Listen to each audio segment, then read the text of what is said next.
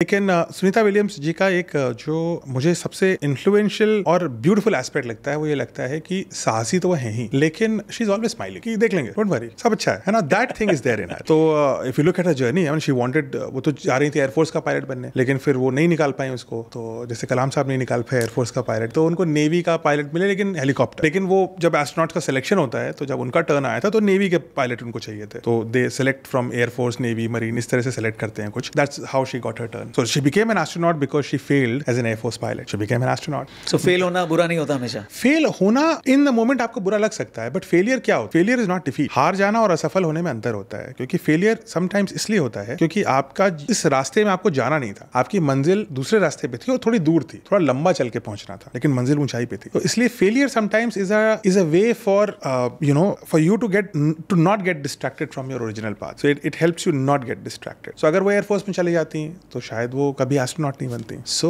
That's how it is. अगर कलाम साहब select हो जाते मान लीजिए एयरफोर्स में, he also wanted to be in air force, तो भारत के राष्ट्रपति नहीं बनते कभी। मैं ये नहीं कह रहा कि एयरफोर्स के पायलट में कुछ वो भी करियर अच्छा था, लेकिन वो करियर उनके लिए नहीं था। सो इसलिए फेलियर को हैंडल करना, आई थिंक सभी, every great person in this planet has far more failures than an average person.